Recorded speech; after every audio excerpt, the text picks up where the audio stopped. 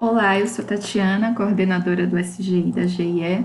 Vou passar para vocês agora o treinamento sobre gestão da competência, feito com base na norma ISO 9001-2015 e nos procedimentos de RH da GIE.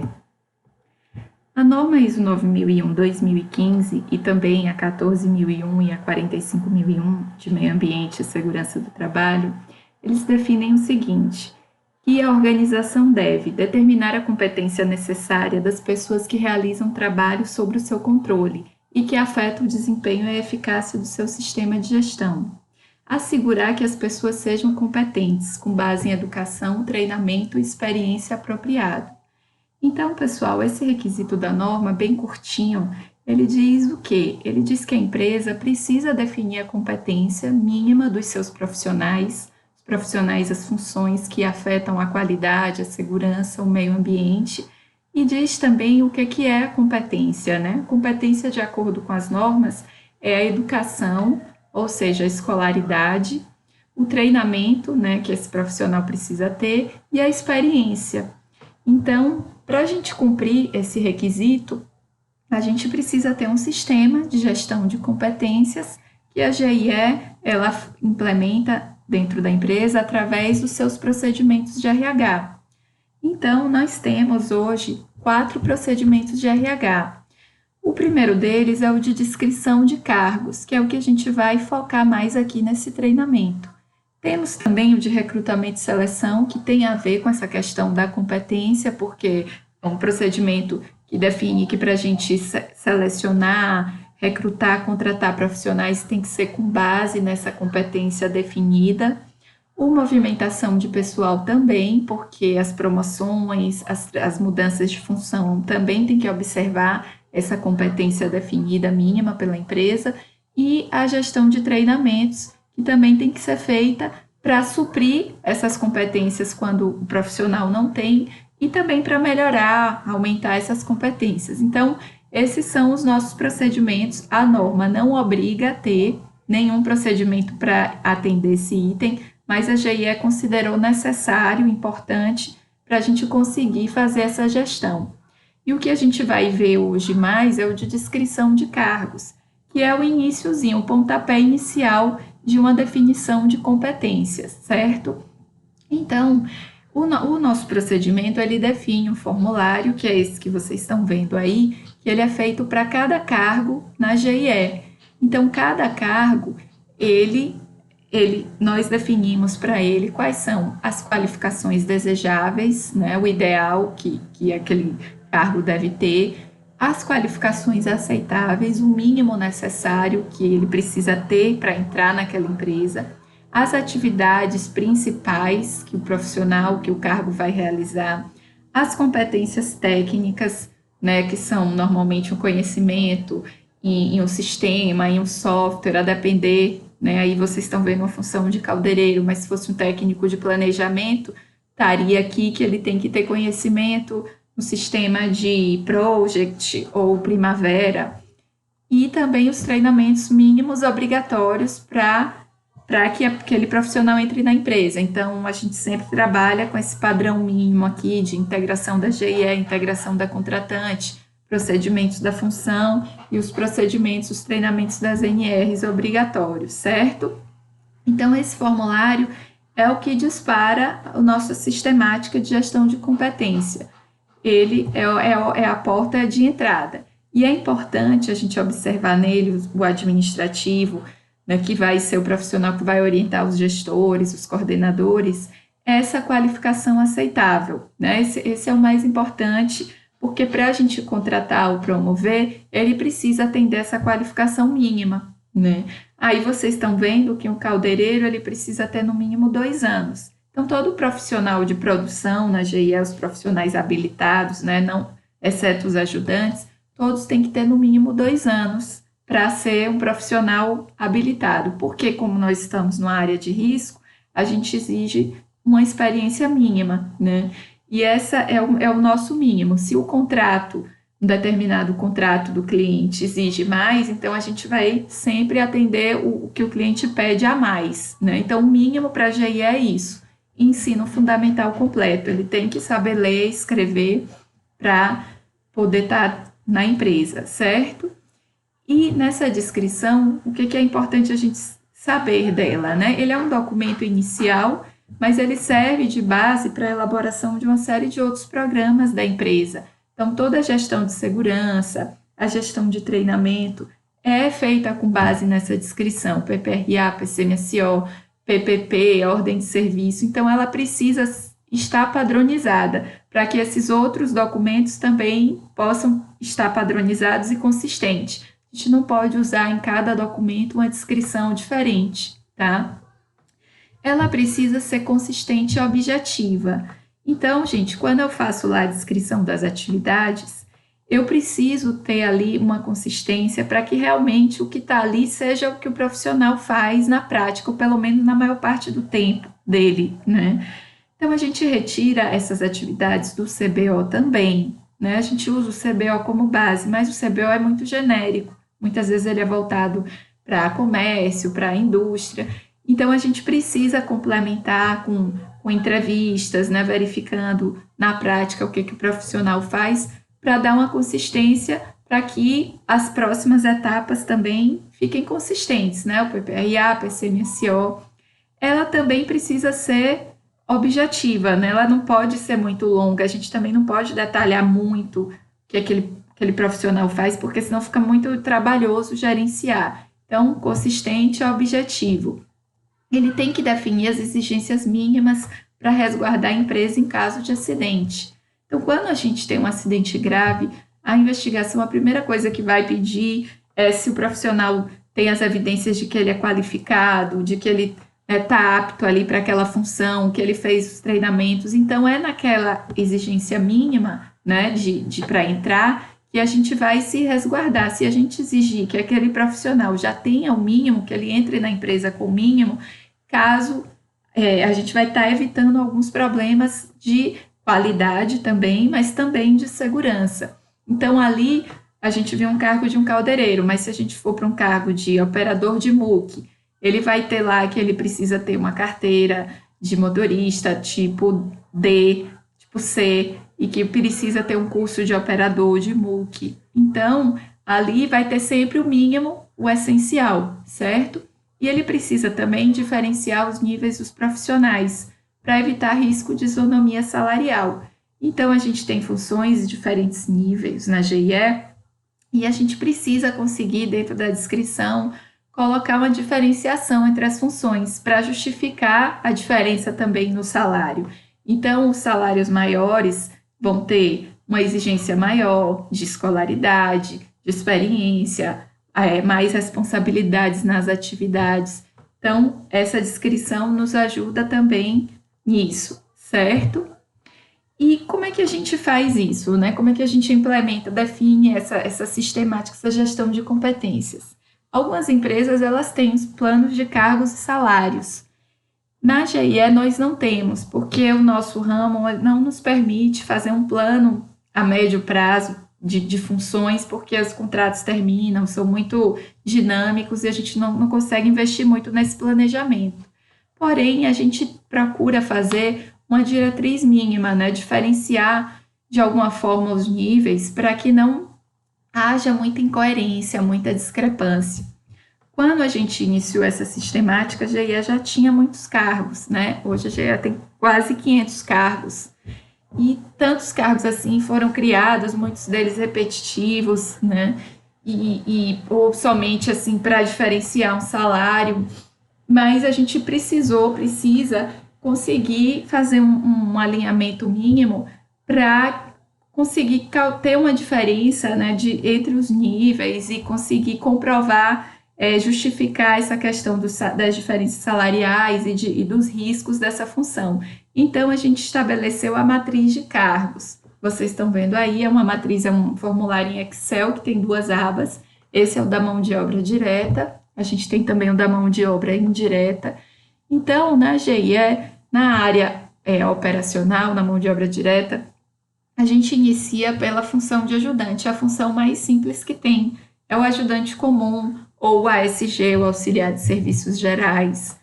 Depois, a gente tem um ajudante prático, ou ajudante de caldeiraria, ou ajudante de pintura, ou meio oficial, que algumas convenções, alguns acordos têm essa função. Ele já é um ajudante um pouco mais apto a uma determinada área operacional.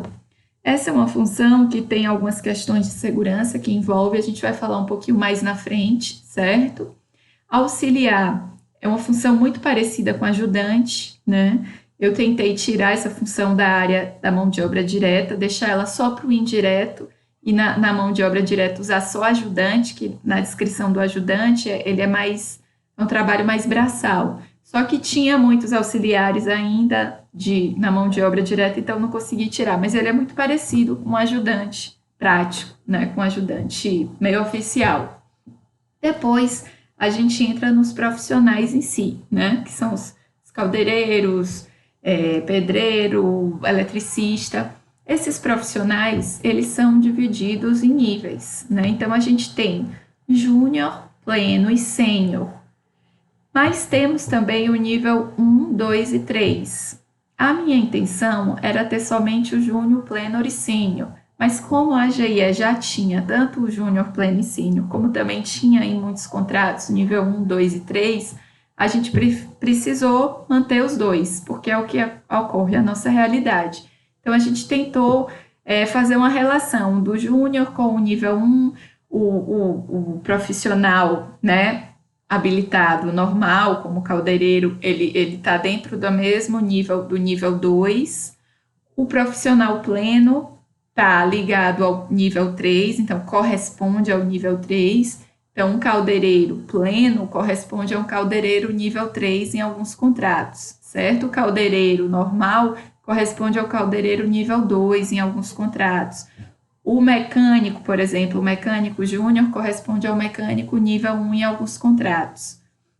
E temos também o sênior, né? Então, a gente tem alguns contratos, um caldeireiro mecânico sênior, que é o profissional mais bem experiente, que tem bastante bagagem técnica, mas não tem um perfil de liderança, porém, pela sua experiência, pela sua expertise, ele tem um salário diferenciado, então é o sênior, tá?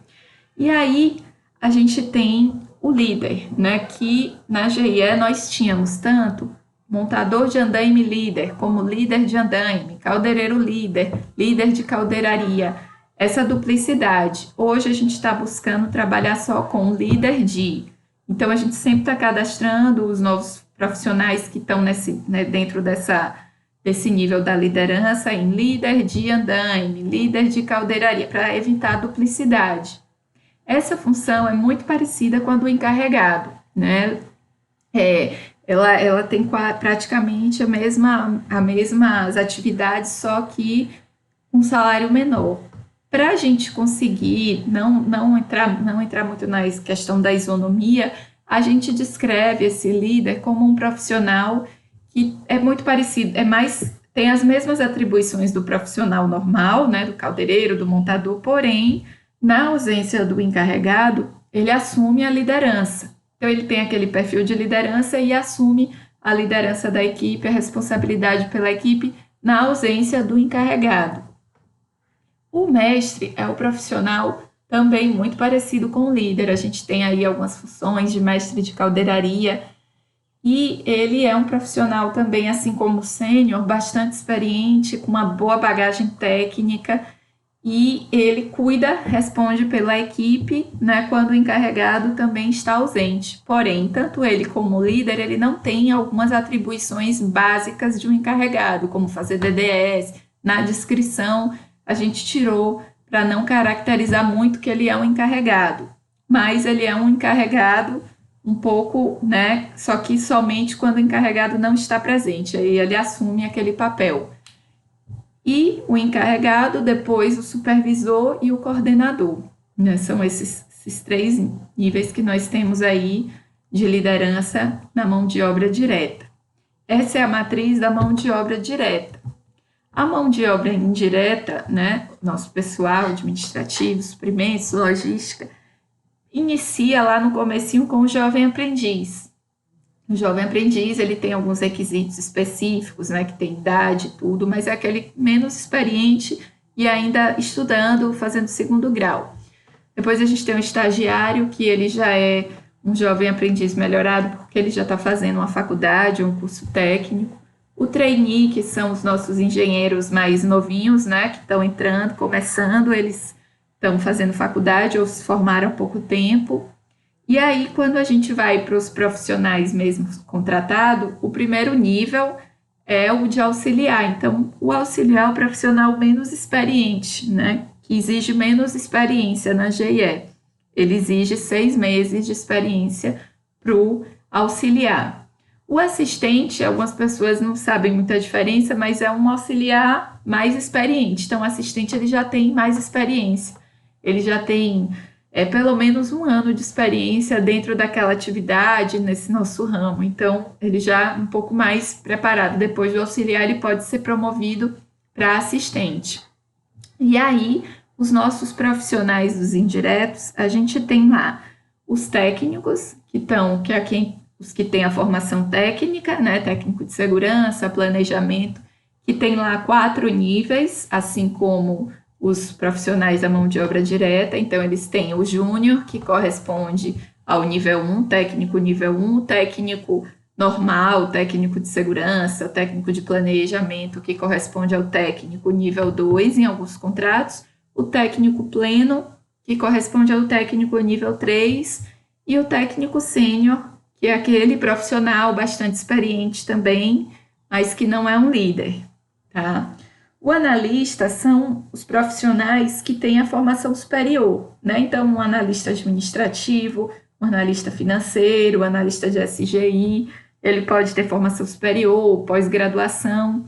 Ele tem 3 níveis, que é o júnior, pleno e o sênior, 4 níveis, e nós não colocamos o nível 1, 2 e 3 porque não tinha na empresa ainda, e aí a gente preferiu não criar. Então, a gente, havendo necessidade de dividir os analistas, eles vão seguir somente o júnior, pleno e sênior, certo? Ele não é um líder, né? Ele pode até ter um salário bastante alto pela experiência, formação, mas ele não conduz uma equipe, ou porque ele não tem o perfil da liderança, ou porque não há necessidade, né? Ele pode estar numa atividade muito específica. Ele é um especialista, né? Um analista é um especialista. E o encarregado, o supervisor e o coordenador. Observe aí que a exigência mínima de escolaridade baixa, né? Então, encarregado somente segundo grau, supervisor curso técnico, coordenador curso técnico. É o mínimo. O desejável é claro que esses profissionais já tenham um nível superior, até porque eles vão conduzir muitas vezes técnicos e analistas que têm. Então, o ideal é que tenham. Não é obrigatório, porque existem bons profissionais ainda já dentro da GIE e no mercado que não tem, então a gente não quis engessar muito. Mas o desejável é buscar os que tenham, certo?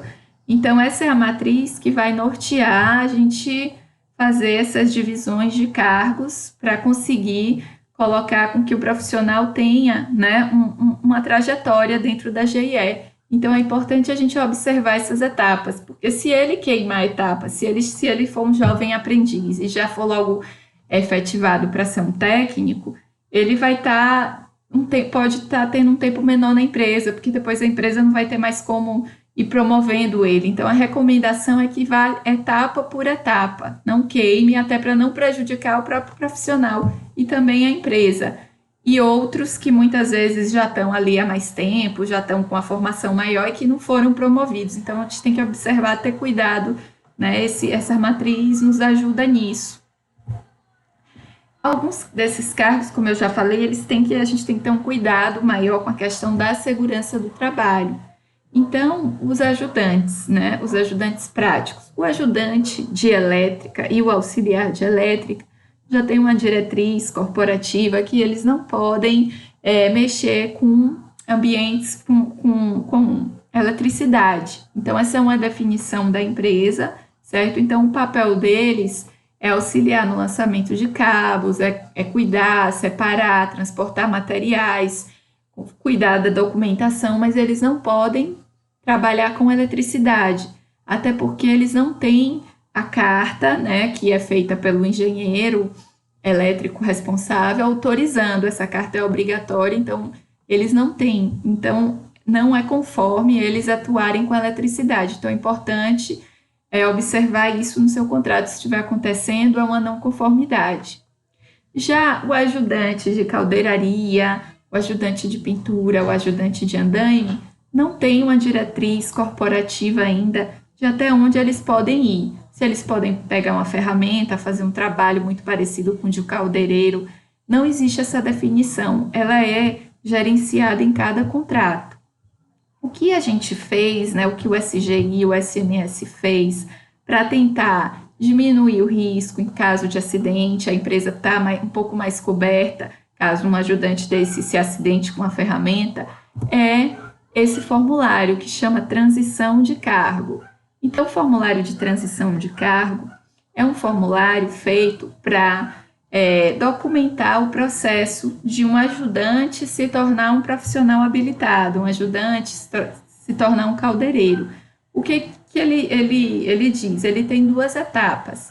A primeira fase é essa aba do formulário de Excel que a gente tem, onde o gerente do contrato superior, né, o supervisor daquele ajudante ou daquele profissional, pode ser também um outro nível que tem a pretensão de ser promovido, e autorizando ele iniciar o processo de transição, né? Então, ele vai ficar por um período de tempo, sendo acompanhado por um outro profissional, que pode ser o supervisor, o encarregado, ou um próprio caldeireiro, um colega, mas que seja habilitado, experiente, acompanhando e se responsabilizando por ele, né? Então, ele vai ter um período. O período depende do quê? Depende do contrato. Se o contrato tem condições, tem a pretensão de contratar logo, de promover logo esse profissional, 1 mês é um tempo ideal para se avaliar.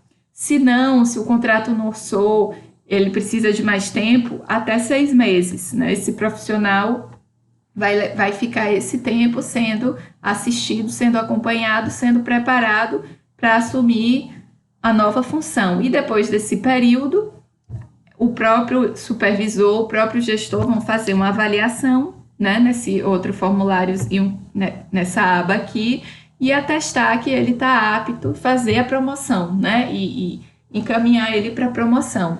Então, esse é um documento que, em parte, né, nos ajuda a gerenciar um pouco melhor esse processo de desenvolver um ajudante, que é interessante também para o próprio profissional, porque se ele não pegar na ferramenta, se ele não tiver a oportunidade de aprender, ele não vai poder virar um caldeireiro, né? Agora, isso tem que ser feito de forma muito consciente, né? A gente não pode iniciar esse processo, colocar o profissional no processo de transição e depois vir outro que não estava no processo e ser promovido antes dele, ser contratado. Não usar de má fé essa ferramenta, né? E a gente também tem que ter cuidado se ele for somente um único no contrato, por exemplo, um ajudante de andaime, e você não tem um montador de andaime, como é que você vai? Quem vai ser responsável por ele? Né? Havendo um acidente, quem liberou o andaime? Então, mesmo tendo esse formulário, ele não está resguardando 100% a empresa. Então, a gente tem que ter esse cuidado, certo? O que a gente precisa fazer caso o profissional candidato ou o profissional que vai ser promovido não atenda ao requisito mínimo da descrição? Então, ele não pode estar nessa função, ele não pode ser contratado ou promovido para essa função, ele pode ir para uma outra que ele atenda, uma outra menor, mas essa não. Mas ele é o único que tem, ele é essencial, então é necessário pedir autorização do diretor, certo? Somente um diretor pode aprovar um profissional numa função que ele não tem a qualificação necessária. E o administrativo precisa registrar isso lá no sistema, lá no campinho do síntese do processo seletivo, indicar que o profissional não atende, mas que foi aprovado, porque caso haja uma auditoria ou um acidente, se não houver esse registro no síntese do processo seletivo, a responsabilidade é do administrativo, certo? Se houve e o diretor autorizou, a responsabilidade é do diretor. Então, o profissional da administração, ele é o principal responsável por essa gestão de competência. Ele é que orienta o gestor, porque o gestor não conhece tanto esse procedimento, mas ele vai orientar, ele vai sinalizar os profissionais que não atendem à descrição, certo? Ele vai buscar as informações com SMS dos requisitos de segurança, com o CQ, dos requisitos dos soldadores, dos inspetores, com o DP, a questão salarial, dos níveis de acordo com os salários que já existem na empresa. Então, um trabalho em conjunto que o administrativo conduz e que o gestor precisa apoiar, né? Ele precisa ir buscar com o administrativo essas informações antes de tomar uma decisão de contratar ou de promover. Ele tem que ir saber se está de acordo com o procedimento, certo?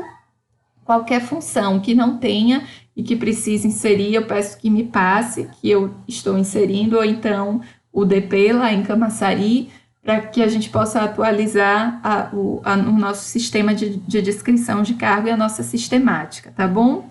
Qualquer dúvida é só entrar em contato comigo. Obrigada.